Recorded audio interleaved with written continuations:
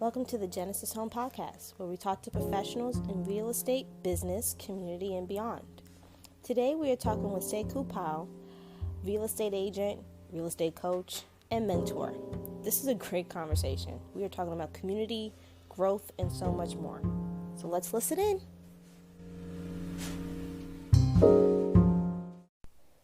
Hi everyone. All our episodes of the Genesis Home Podcast is recorded using the Anchor app. If you haven't heard of Anchor, it's the easiest way to make a podcast. Let me explain. 1, it's free. 2, there's creation tools that allow you to record and edit your podcast right from your phone or computer. Anchor will distribute your podcast for you so it can be heard on Spotify, Apple Podcast, and many more. You can make money from your podcast with no minimum listenership. It's everything you need to make a podcast all in one place. So download the free Anchor app or go to anchor.fm to get started. Have a great day, everyone. I'm ready to. Okay. Hi, everyone. This is Rita of the Genesis Home Podcast, and I'm here with the amazing Sekou. How you doing? Rocking and rolling, Rita. Thank you for having me on. So you are you're actually my coach as well, but you have a lot of things attached to your repertoire. Like my bona fides, right? Yeah, you have coach, you have agent, you have, mentor, you have, I'm a dad. there's so many things that you can't just say, oh, he's just a real estate agent. No, he's not. Don't tell that lie. we like to say that we are empire builders, and I'm in good company. I know you wear a lot of hats as well, and so it doesn't serve us to play small, right? Right. So how do what are your hats? I am wow. So I run an appointment academy. I run this company called the Appointment Academy. It's just, if I could boil it down to a pill that you could take, it's 5 days of absolute badass lead generation for the very best agents in the business or the best agents in training. We sort of break apart the mindset and the tools and techniques of agents that are doing 200, 300, 400 deals a year. And we give it to you in bite-sized pieces so that you can recreate that and create a habit. I also run a coaching community, I guess we could call it. I help to facilitate top agents coming together and holding each other accountable for all the coaching that they do. We have a habit in this business of being learning based for sure, and at the same time neglecting the action part of the learning. So what we do and the name of the group is called Commitment to Capping. If there's any agents out there, it's a Facebook group. You're welcome to it. Come on in and just be ready to be real and put your head down and work. It's a free service, right? So we offer it to any agent that's out there. Come on in, and we do 8 a.m. to 11 a.m. Eastern Standard Time. We do lead gen, and 8 p.m. to 9 p.m. we do wrap up and accountability, and we sort of audit our day. That is a passion project. It's actually a lot of fun. We've grown that group tremendously. Rita, you've contributed to that group. You contribute a lot. The idea is to create a roundtable and allow the agents to really be accountable to their work. And I'm very, very grateful to be a part of that. I also run the Devoe Group, which is a sales group, a real estate sales group. I'm the growth director, sales director, the chief bottle washer, and the head cook, director of awesome stuff. I partnered with this gentleman named Dave Devoe, who is an amazing individual, great mindset, great passion, drive. And we've aligned for the last almost 10 years now in growing this business across the country. I'm an EXP agent. Yes, I wave the flag. So you and I are partners in that as well. What's funny is that now I also play the stock market, right? Because Yeah. we're partners in the XP, so we get stock awards, we can buy stock, and it's just become a relevant point of conversation. My kids are watching me watch tickers now. I never watched tickers before, and now I'm watching tickers. So, um, I'm a wealth builder, and I'm a good partner to Rita and the Genesis home. There you go. There's my bona fides. That's still like when people go on here, they come on podcasts and everything, they go, well, I'm a financial advisor in this. So when you have someone that, took a focus and made an empire out of that focus, it says a lot about what you can do with that discipline. You Hmm. know, sometimes, people look at real estate and say, oh, all you do is just straight sales. I said, no, there's so many layers to it. You can do Yeah, so much with it. yeah. That's less than And 5% of my business is just the sales of exactly. But trying to get people to understand that is incredibly difficult. it. Yeah. So, how do you communicate real estate to people who are not familiar with the other factors? Um, the reality is sales, any kind of sales is just the ability to communicate with folks, right? And it's if we're really breaking things down, it's just the art of asking great questions. So the way I usually communicate real estate is by saying that I'm a know nothing agent. Like I have an empty cup and I'd like to see if it makes sense for us to work together, either on the buy side or the sell side or the agent growth side or the investment side. I just want to see if it makes sense for us to work together. It becomes easier for us to communicate if all I'm doing is what you want to do, right? I'm customizing the experience for you. It's funny, Rita, you say that it's hard to communicate that. Just today, we gave an analogy in one of the many mastermind calls that we're a part of. Shout out to Brett Sikora and the Elevate Dominate and the Fast Forward movement with Dan Beer and Kyle Whistle and all of them. We were talking about retaining agents and how difficult it is to retain agents. And one of the masterminds on the program was like, we shouldn't have to retain agents. If they don't get it, they should go. We don't want to keep you in a place where you're struggling to understand what it is. We believe that that is willful ignorance and not, genuine ignorance. And everybody was kind of like, harumph, harumph, harumph. Well, we said if you took the keys to a Fortune 500 company and just gave them to the receptionist at the front, even if that receptionist or that administrative assistant or the mailroom clerk or something like that said that they wanted to be the CEO of the company, chances are that they would rapidly be overcome and overwhelmed. That real estate is the art of slowly giving one set of keys at a time to people so that they can gradually acclimate to each step along the way, be they buyer, seller, agent, investor, broker, etc. And so that's just my job. My job is to just give you another set of keys and acclimate you to the door that you're about to walk through. Right. But I mean, it's not just that with you, though, specifically. It's more of a how to take real estate to a level that, and I know it sounds really weird to put it this way, that no matter what happens, you have the confidence to walk into. So, like, think about it. You have, Mm-hmm. Elevate, Dominate, because Mm-hmm. I'm part of that group too, and you have the flexibility to kind of treat it like a focus group. I'm testing Mm-hmm. out these new things. Let's try this. Mm-hmm. And then you have the Appointment Academy, which, even though we're going to get to the topic of lead generation, it's more of it kind of feels like those fundraising things that you see on PBS. Mm-hmm. It's like a telethon, yeah. Yeah, it's like a telethon. And then on top of that, you actually have the Devoe Group on top of that. So you have like all these layers already that shows that even if you do get the keys, per your analogy, at least the keys come with these benefits. Right, right, right. I think when you're a new agent or when you're interested in real estate, they don't see that part. Mm-hmm. They see, okay, I'm getting my license. And you and I have had this discussion before that, I'm getting my license and they kind of throw you into the deep end of the pool and then It's expect like you to figure it's like things go out. swim.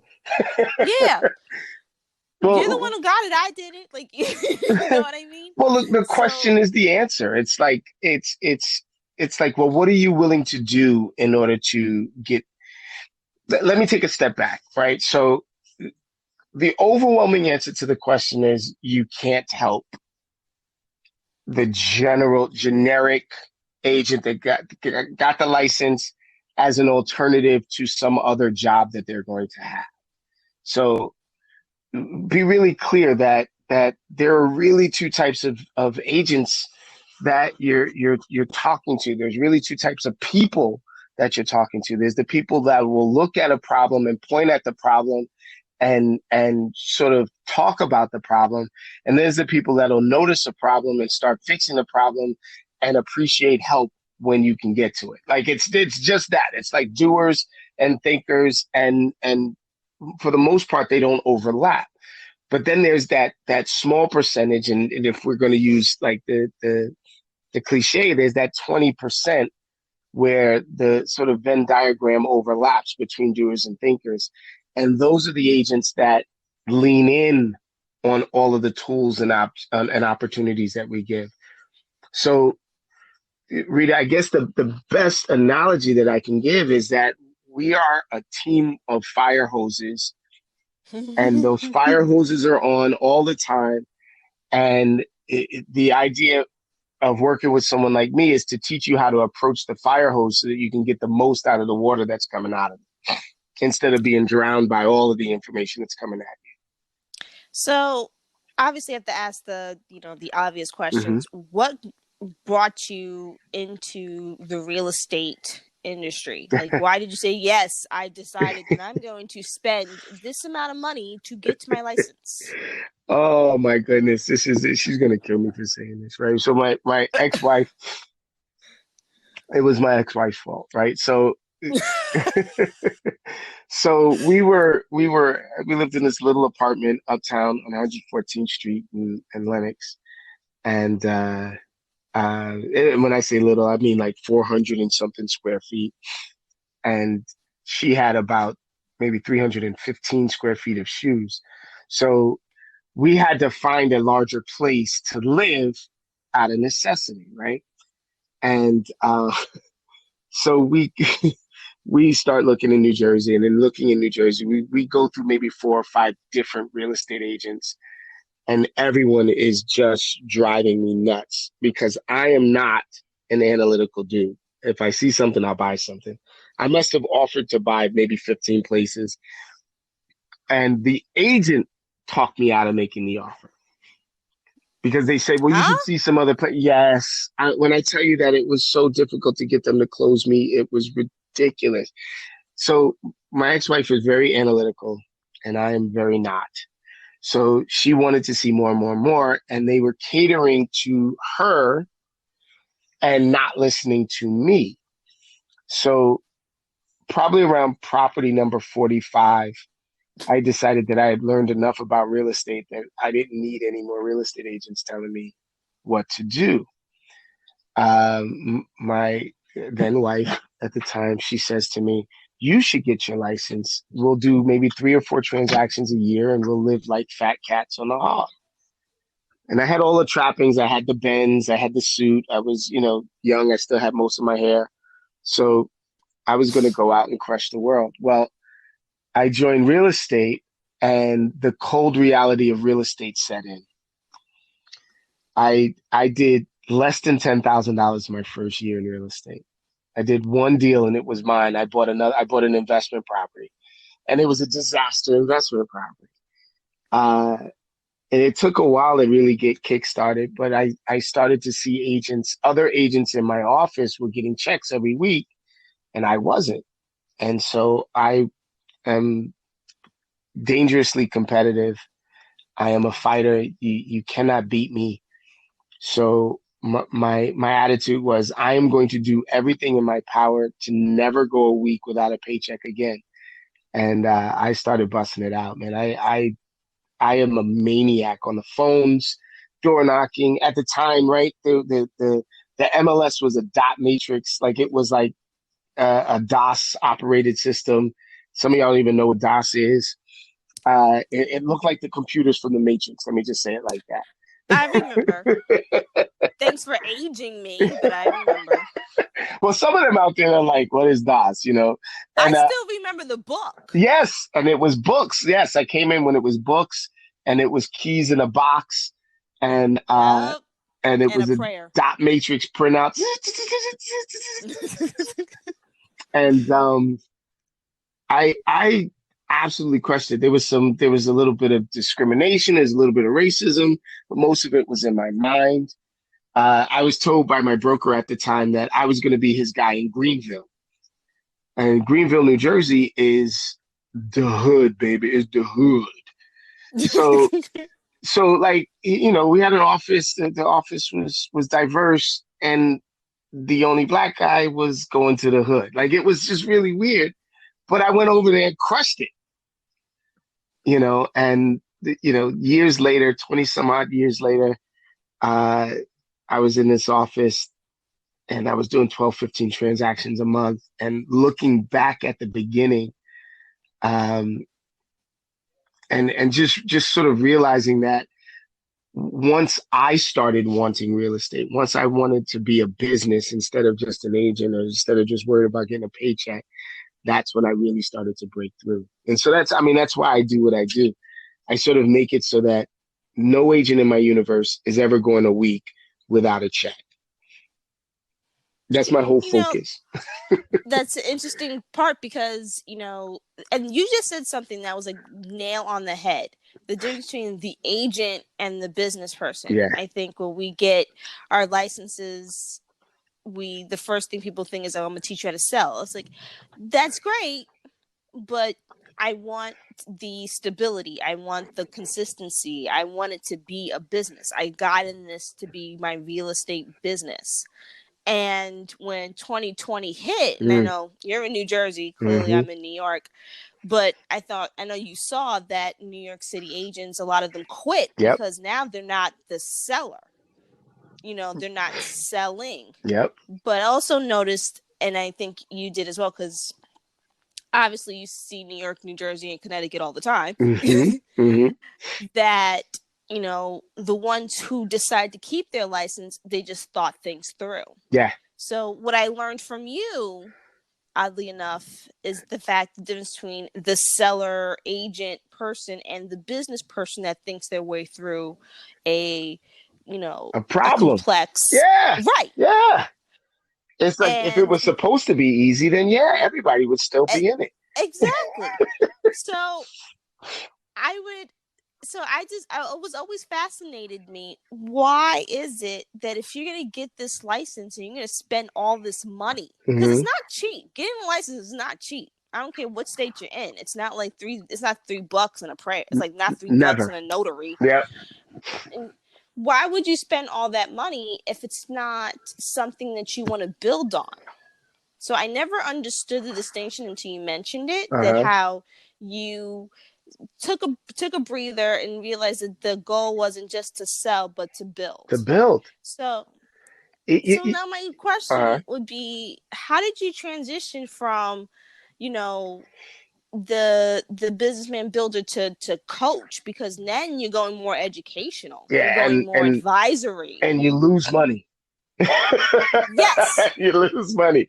When you become, I tell you the weird thing is that I got to this point in my life where I didn't want to be the teacher. I was sort of a facilitator of workshops when I was doing fundraising and development, and I was working with young people and you know, sort of getting out of one life and into another. And I wanted to be like this millionaire mogul that was selfish and all about his business. And to be very honest with you, it just, that doesn't resonate with me. I like having money. I like shiny things. But the reality is like, I like providing resources more than anything else. Right. And so the individual agent, the one that doesn't think collaboratively, the one that's not thinking like a business, is always going to be worried about the next deal. the business owner is in the genuine form is looking at how they can grow and how they can share. It's just quintessential. So if you looked at the model of the type of person that I was and that I am, I like to grow and share. I like to hang out. Jay-Z says if your clique is rich, your clique is rugged, right? So I want the Yeah. whole clique to be rich. I want us to be all to be able to do stuff. I want us to outball each other. And in doing that, that is the essence of the real business person. It's, a rising tide raises all ships, right?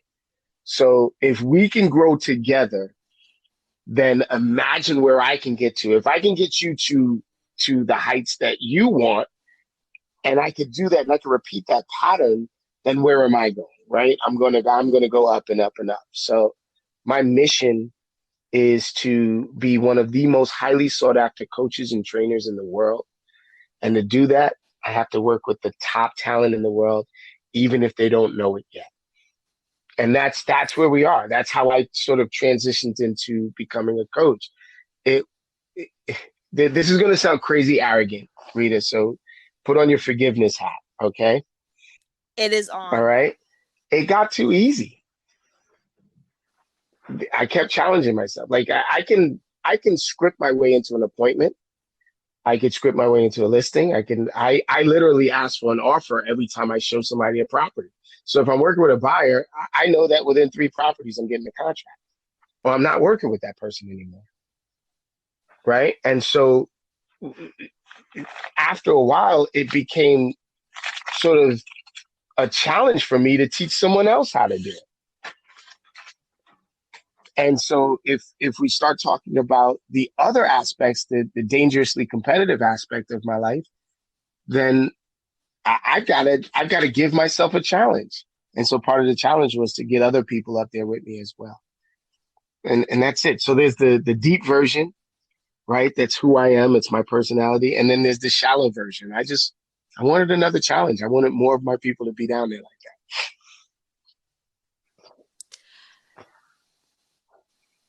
Yeah, there's really nothing to forgive on that. I mean, I think everyone, if you, like I said, once again, this is an industry that you can't do anything but challenge that. yourself. Right. Right. And if what you start out with is not challenging anymore, you're going to find something. Now, when you started, you were a solo agent, but now you work for, or you work with the Devoe Group. So where did that transition happen? A few years ago, I I learned a lesson. It was a hard fought lesson that you don't have to reinvent the wheel, that it is okay to stand on the shoulders of greatness. And one of my coaches and forgive me, past coach who I can't think of said this to me. I do have several. One of my coaches said to me, it's okay that you align with someone else who is moving in the same direction as you. You don't have to be the one that takes all of the risks. And like I sort of smacked myself in the forehead and turned my light on. And I realized, Devoe shared a vision with me a few years ago where we were going to expand into a few different markets. We were at a different company. And the idea was so profound and it was so dangerous and risky that I was like, I'm in from the first time he spoke about it. It was like, I'm in. We were going to take this team concept and we were going to replicate it or across the country with agents that are aligned in mindset and goals and purpose. And we were going to train them so that they never left us. I mean, train them so that they didn't need us and then treat them so that they never left us. And I was like, that's crazy. It can never happen. I'm in. I'm doing it. I'm down with you. And I think that in doing that, understanding that true collaboration takes a sacrifice that you give, right? And so for me, the deals weren't the things that I was going to sacrifice. A commission wasn't the thing that I was going to sacrifice. What I was going to sacrifice was the amount of time and energy that I put into working with others. and those others were going to be committed to getting the information and getting the systems and techniques that we had in order to grow. So it was just a really easy decision to make. I have been going solo for so long and trying to find people to align with one at a time. And instead I got with a team. I made the analogy, this might make it clearer. I used to work with individual agents, and now I get to work with a wolf pack. You know what I mean? Like, it's a very focused wolf pack, and we were all moving in the same direction. I think it's the future of real estate. I think we keep seeing the team model over and over again being the thing that works. And I'm a champion for it now. And yes, I used to be one of those agents like, team? I'm never going to do a team.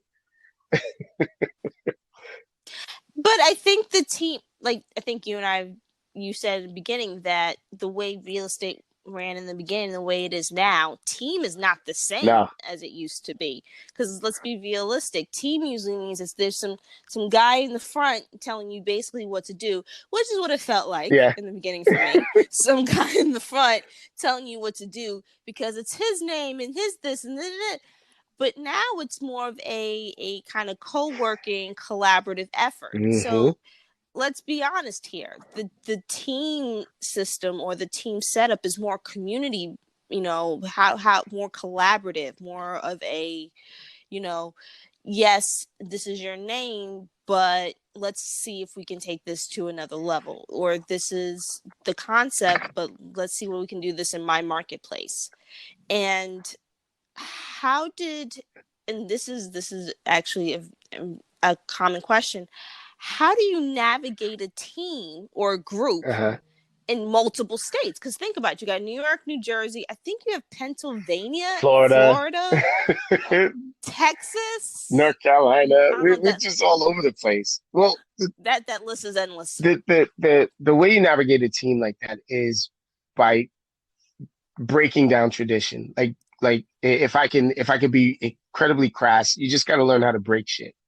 You have to make a mess and then clean up as you progress, right? So the thing is you can't get into a multi-state, multi-market team of followers. You can't do that.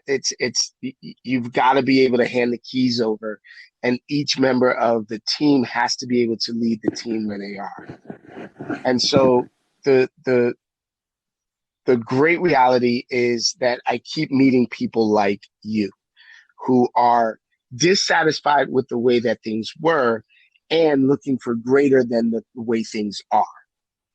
Right. And so we make an analogy while we're doing our growth. We say that we don't know what we're doing.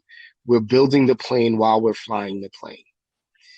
And you have to have, in order to work a team like that, you have to have agents willing to jump on problems and not just point them out. I know I said that before, but it's that important. Well, that's the reality. I mean, if you're going to go into business is as glamorous as people want it to think, because they see $1 million listings, They go on YouTube and see the guys with the nice suits. A lot of it is problem solving. Yes. That's really ultimately what the business is. Yes. I have this, client right in front of me. I just closed with a client. I'm in contract with a client who's a first-time home buyer, and he got the bug. He says, now I want to own everything. So I was like, let's start with this co-op first. Let's get this one under your belt. And then we will figure out the rest. He says, okay, let's do that. But while you're at it, do this, this, this, and this. So I had to learn how to treat it more of a first-time investor and not as a first-time home buyer, because now he was getting more analytical. Right. Now he was getting more observant of the location, and he was asking about resale value. He'd be like, are you going to live there, or are you going to sell it again as soon as you get it? You know what I mean? Right. So, but the great thing about that is that tells us that, one, we're good at our jobs, that you're even thinking about, how can I take this to the next level?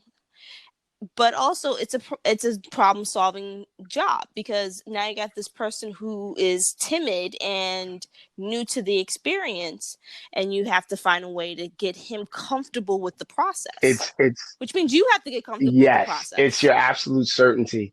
It's for me, I got comfortable not knowing. I think that was like the key for me. The key for me was instead of trying to learn everything and come to the table with all of this acquired knowledge in my backpack, ready to pull out like a Boy Scout, ready to pull out any tool that I need at any moment. It was getting comfortable with the fact that I had the resources to learn anything I needed to learn and to take it as it comes. So that you'll hear me say quite often if you're coaching with me, and I know you hear me say this, but I'm sorry about that. My phone just rang. Are we still together? Can you still hear me? Yeah, I Okay. can still hear I'm sorry you. about that. You'll hear me say, I want you to be a know nothing agent. And as a know nothing agent, it's the essence. It's the essence of customizing the experience for each client. And that's really what it is. If you can customize the experience for each client along the way, and bring with you the resources that you gained from that client to the next. When earlier in the conversation you asked me about coaching agents and the like, I'll tell you that the real secret is just sharing what worked for another agent. That's it. There is that's the whole secret. I just laid it out. This is what worked for me. This is what worked for this other agent. Let's ask ourselves, could this work for you? And how do we tweak it towards you? And the rest is history, if that makes sense. No, it makes perfect sense. And, just to piggyback on that, because I do have a common question I did ask Jason and I did Mm-hmm. ask Kyle. 2020 was a huge Mm-hmm. shift in our day-to-day activities. Mm-hmm. So, so as someone who is generally more hands-on, because I mean, you're pretty much everywhere. Your presence is definitely known. Trust me. Yay! It worked. It worked. How how did you navigate a time period where you have social distancing, you have the offices were closed, you have, all these factors that essentially shut down the what we consider the normal routine of business? If I'm going to go back to the sort of arrogance of it all, or the audacity of it all, to quote uh, President Obama. I I had the audacity to take the risk before it was necessary. Can you imagine being the guy that invested in Netflix 2 days before Blockbuster shut its doors? Like, it was like the perfect storm had happened. I wanted to get away from the traditional model. I did not know how. I was already trying to meet in the quote unquote cloud, trying to meet on Zoom before the pandemic hit. About a year before the pandemic hit, we were already doing live broadcasts, doing lead generation together and sort of building momentum. So when the rest of the world sort of caught up with the necessity of what I was doing as a novelty, then all I had to do was keep my pace when everyone else had to rush to catch up, if that makes sense, right? So there was a meme that I saw, and I can't give credit to it. I don't know who put it up. I don't know who said it originally, but it was incredibly powerful. And I read it probably in November of 2020. It said, I thought 2020 was going to give me everything I wanted. Instead, it showed me everything I already had. And yeah, Ooh. dude, it blew my mind because that is exactly where not only we were, but where we are, right? So the benefit of already being in the cloud, I had moved to a cloud-based brokerage a year before, uh, COVID hit, and so my whole second year at this cloud-based brokerage, it was basically in my centers, in my wheelhouse. This is what we do. And to get agents to change is one of the most difficult things to do. To get agents to adapt into a new direction is one of the most difficult things to do. But here we had a scenario where you had no choice. The world was shut down. The only way you were going to do it is virtually. So why not just perfect it? We whiteboarded that and saw just how much time we spend on nonsense. Rita, you're in New York City. Yes, Your brokerage, when you're doing business, you're a combination of cars and public transportation when you're doing real estate. Am I correct? So correct. how much time is spent just getting to where the hell you have to go? Ugh, Then if you're driving, holy, then you ugh, got to park. ugh. So in the time that it takes me to get to one property, I've shown five. The time that it takes me to do one listing presentation in the past, I've done four. I've taken two listings over the phone. I've sent my photographer. We've kept everyone safe. The necessity of the business is not in how well I show up. It's, do I show up the way they need me to show up? You know what I mean? And that's where we Hmm. are right now, man. 2021 is going to be incredibly interesting. Is all of the excuses that 2020 provided for those agents that decided to stop and get out of the business are basically gone. They were gone by the end of 2020, but we just didn't pay attention to it. I did more transactions in 2020 than I did in 2019, 2018, and 2017. The interesting part is each thing you've mentioned, you've always tackled on or tied in lead I always do generation. it. You actually do have a unique approach to the definition of lead Damn right. generation.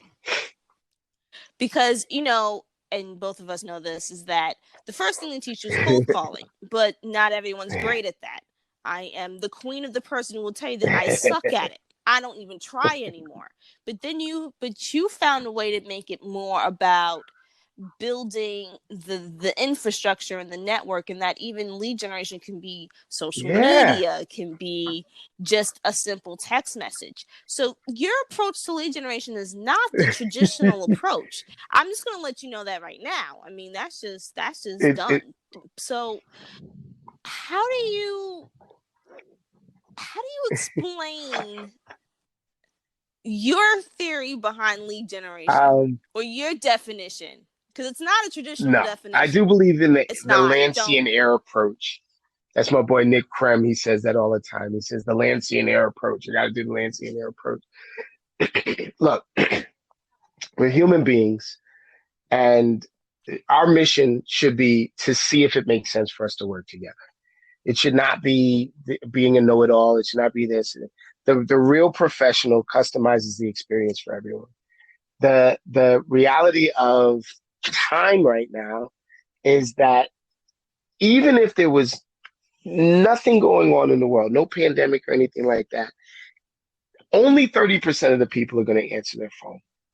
Only 17% of the people are going to even open their email. Only 6% of the population even looks in their mailbox before it gets stuff filled with stuff and it starts leaving it all over the place. So the reality is that if we don't begin to meet the people where they are, if we don't take on the old adage of the customer is always right, then we are going to be left behind as an industry. So my simple philosophy is every living, breathing adult human that you communicate with is a contact. And when they ask a question, any question, it leads you to further communication. I don't believe that the best business is today business. Today business is usually done at a manic pace, and you're rushing to sort of solve a problem that has already been in play for a while. That the best business in the world is pipeline business. is the 24-month cycle, is the guy that's going to show up 2 years from now based on a conversation that you had today. The idea of lead generation should be the continuous growth and development of every single opportunity to become a lead.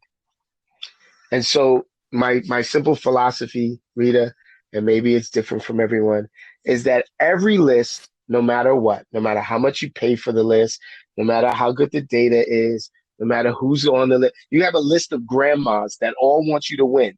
Everyone, okay, baby, how you doing? That list is going to be 90% no.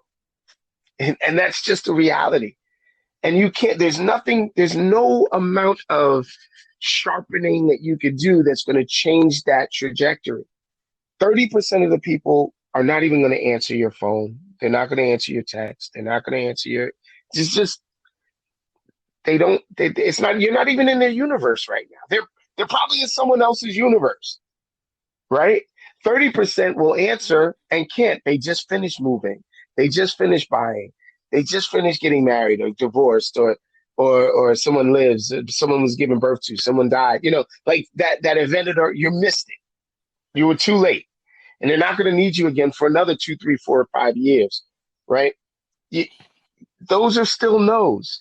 Then you have the people that are going to waste your time.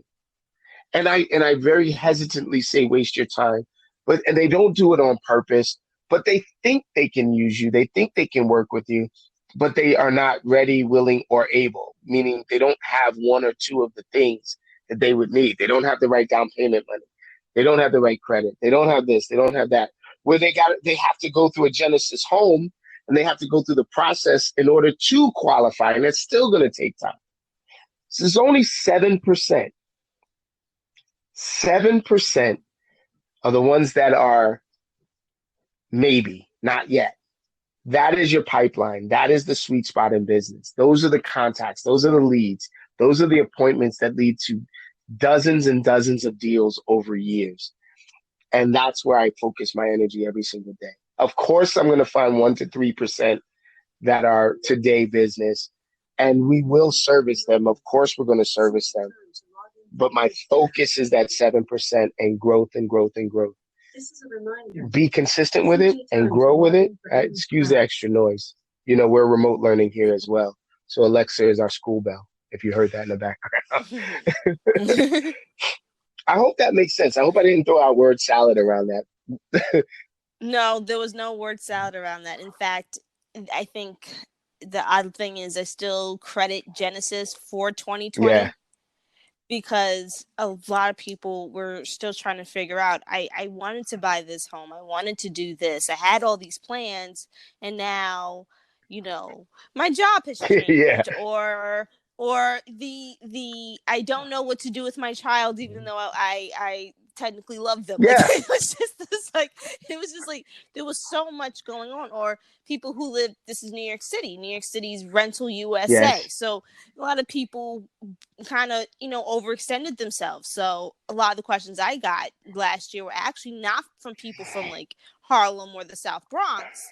They were from people from like Tribeca and Chelsea saying, I just made a down payment for like $5,000 a month apartment, and I don't have that money.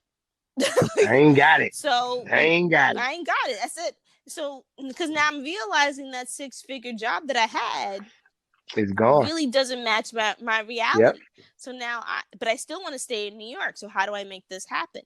We got lucky that some of the people's leases were allowing to sublet, but still those realities really piled up. And now in 2021, because I took all that time to, as you call it, lead gen, at 2021, I have those exact same people saying, you know what, because we were able to stabilize in 2020, let's go back to the plan. Yep. Because we didn't lose that momentum, but we solved the problem. And that's really back to what you said before, that, a lot of that about that 7%, that pipeline business, because it has that consistency of, I know full blown well, if I'm texting Rita or I'm texting you on LinkedIn or Facebook or whatever, and I saw something on your post I got that your back. got me thinking, And I got your back. Exactly. Rita, I want to push back on something. And we've talked about this before. I suck at cold calling and lead gen and this and that. I disagree with you. I completely and wholeheartedly disagree with you. And I'm not just saying that because I'm a lead gen coach. I'm saying that because I look at your patterns. You have an insane amount of knowledge. You have an insane amount of certainty. The thing that you might suck at is just starting a new conversation, is just breaking the ice. I think that's the thing that you might really, if we had to say anything, it would be just breaking the ice. You are ideal for lead generation, communication over the phone, communication over text and FaceTime and smoke signal and semaphore and carrier pigeon, like ideal. Morse code. Yeah, look, I reached out. It was like a Saturday night, and I reached out and I had an emergency scenario in my head, and I needed some information for my kid who lives in New York. I call him my kid. He's a 20-something-year-old dude, right? And you got back to me in 15 minutes with information and breakdown and everything that you could possibly imagine. And I passed it on to him, and he immediately, just let you know, he's moving in this week. Right? Yay! So here's the thing. That is a cold call. That is in essence what we look to do for every single one of the agents out there. It's, I have a customer or I have a client that needs something. And the real question is, who can I go to? What resource do I have that I can ask to service this client? That's the collaborative effect. That's what the cold call is. I just want to see if it makes sense for me to match my team with your needs. And man, once you do that, once you get that mindset together, everything else is aces. You're good. That was smooth. I love it. I was just right there. That was smooth. You know, you also mentioned something that I'm, you've transitioned from solo to team, but, and this is kind of ties into the lead generation a little bit, but you've also, changed brokerages. You're an EXP agent. Mm-hmm. I am too. Mm-hmm. I've never hit that. Okay, I'm proud. Why EXP? If I can be 1,000% transparent, I am a Yes, 1,000% transparent. That's what I'm asking for. I am a Black man in America who my whole life has had to invent positions at jobs because people didn't know how to match what I had with what they needed. And I had a friend of mine say one day that I am the Quan, right? Remember the Jerry Maguire movie, Show Me the Money? Yes. Show Me the Quan? Yes. He says, I am the Quan. And he says, the dangerous thing is, a very good friend of mine, Feroz Ali, he says, the dangerous thing is that everybody wants the Quan, but doesn't know what to do with it, right? And so what EXP did for me was something that no other company, no other business, no other job, no other opportunity that I've been in has ever done, ever. And I'm going to break it down like this. Every place that I've been, I've helped to build the place that I've been.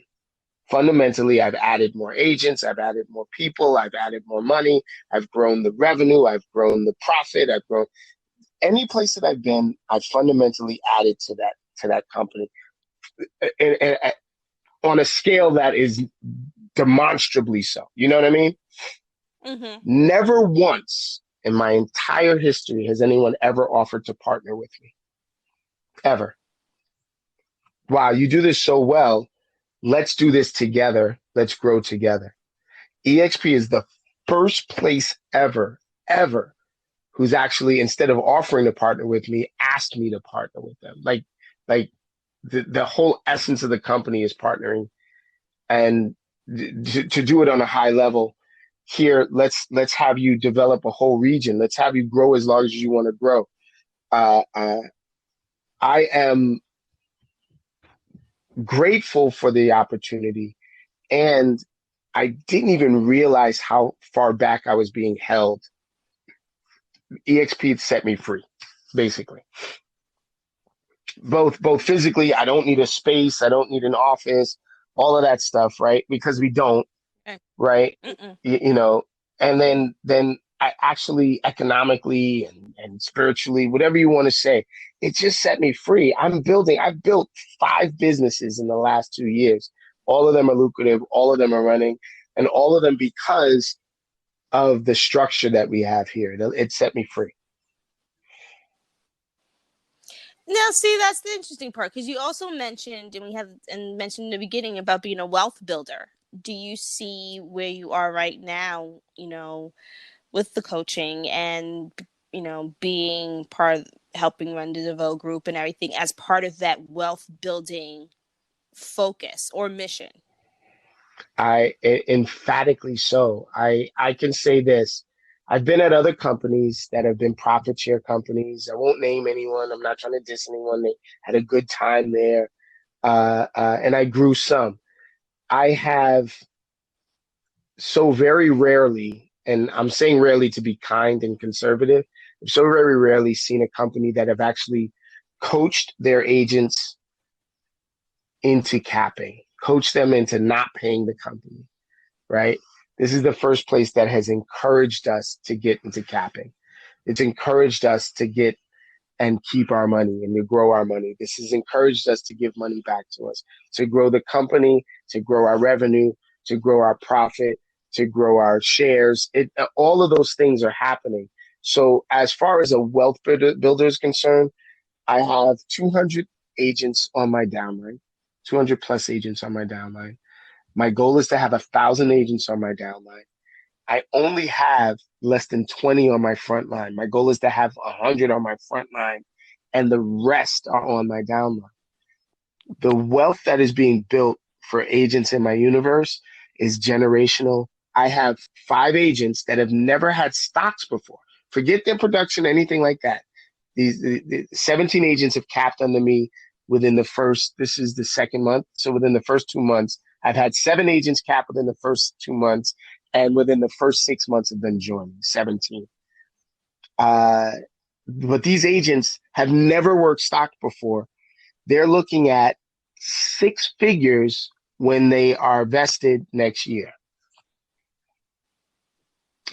That's Even if the stock insane. drops, they're looking at 6 figures and stuff. That's insane. So as far as wealth builders are concerned, like what EXP has done for me is it put me in a position to have the audio match up with the visual. You know what I mean? Like what we say Right. and what we do are in lockstep with the company. And then last but not least, this is the most diverse company I've ever worked at in my entire life. They have Black Lives Matter conversations. There's a whole Black History Month thing. There's the Black EXP network with Fee Gentry and all of them. I'm You're right. like I'm telling you, there's a bunch of stories that'll be told in the next 5 years that are not even on the radar of business because we're focused on pandemic. That, Right. you know, absolutely, absolutely the best move I ever made in my life. So, okay, so this is I'm it was like so perfectly said. But, people say what brings you to EXP. My follow up will be what keeps you at EXP. Because, people say, oh, this is what brings me to this place and this is what brings me to that place. What keeps you here? Like, what keeps you saying that this is my base of operations, so to Easy speak? answer. Easy answer. The audio and the visual match up. The integrity is through the roof. It is what it says it is. On a base level, I if I could poke holes and poke fun, at my previous company, I had a profit share, but my annual profit share is my monthly profit share. That works. My annual profit share is my monthly revenue share here. Uh, I have well into the 6 figures. in stock, and I am surrounded. So if that's base, right? So let's just talk money for a second, right? Right. We're doing fine through a pandemic. I did fine, like fine. We did. Oh, we took care of bills. We helped other people during the pandemic. Now, if you want to go larger than that, I'm surrounded by people who are better at me at real estate and are willing to share the information no matter what. I got off the call the other day with one of the Elevate Dominate, and we had a great conversation. I got off another call with one of the fast forward movements. I was having a little issue, a minor issue, something that you would not think a, a multimillionaire real estate agent would be able to even to have on their radar. And I got off the phone with them because they had the exact same issue at the exact same point in their business that I'm at right now. And they said, that's easy. Just do this, do this, do this, do this, and it'll be fine. And it like what would have cost me tens of thousands of dollars in income, I solved with a few $100 in revenue up front. Like that is the collaborative effect, the income opportunities, the business growth and development, the true respect and partnership is what keeps me here. I'm having a ball too. Clearly. I'm having a ball. I'm walking through the house just making a mess and cleaning it up and putting things back in a better place. It's a ton of fun. Now, here's the thing. I know we've been jumping around a lot. You have like the Appointment Academy, you have the coaching community, you have the Devoe Group, you're an EXP agent, all these things. But you've divulged so much knowledge in like one conversation. You are definitely coming back, by the way, so don't get that Yes, twisted. ma'am. Okay. I got you. But, as a African American woman in this country, and I do agree that the feeling and the inspiration in the community at EXP is different, but also just with you guys already, like, I am part of the Commitment to Capping, I am part of Elevate Dominate, I am part of a lot of the other groups that I'm with you guys. My question is, what advice or tips that you've learned from your experiences as a coach, as an entrepreneur, as a wealth builder, and a person who is big on generational wealth, what guidance or advice would you have for people such as like myself? I can wrap this up really quick. This is something that I've been learning, and it solidified last year, is stop trying to be perfect. Stop trying to be 10 times better. Stop worrying about making mistakes. The reality is that you're gonna be imperfect. You're gonna make mistakes. You are going to be average at some things at some times. The real idea is take action and audit your results. That will set you apart from 99% of the market. Take action and audit your results. Repeat. Take action, audit your results. Audit your results. And that's really spot on, because I think people, like I said, we see a lot of things, and especially when you're Black and you see, it's Black History Month in the United States, so it's going to be a topic, and it's going to be a topic when you see mostly, Caucasians, and you see mostly people that are not you. Right. You have this extra weight on your shoulders. You feel like you have that extra weight on your shoulders to present or deliver results more quickly or perfectly and stuff like that. So I asked that question because it really is important to know that you don't have to be like, great, this is a process. And this is a process. And that I think the great thing about you and working with you and learning from you was the fact that the process is the fun part. Yeah. We might as well have some fun. As weird as it sounds, people talk about like KPIs and all this stuff, where can everyone find you? I mean, we've went through a lot, so I know we went longer than we normally would, but Okay. where can everyone find you or, reach out to you, things like So that? the real easy answer is SekouPyle.work. That's my digital business card. You can all of my links are there. If you want some coaching, they can jump into Commitment to Capping and Facebook. Yes, for right now, it is just for agents. We only let sponsors come in, a month at a time if they wanted to come in and do something there. But find me on Facebook, Sekou Pyle. Find me on Instagram, Sekou Pyle. It's all the same. There's not many of me. All right. The Thank you appointment so much. is next. We're going to have one in February. There's one every month. The one in February is starting on the 15th. The one in March, I think, is starting on the 12th. It's a 5-day program. You can go to theappointmentacademy.com. All the information is there. Rita, I am so grateful that you had me on, and I'm really, really honored, and I love it. Thank you very, very much. And thank you for coming on. This is the Genesis Home Podcast. I will talk to everyone later. Genesis Bye. Home!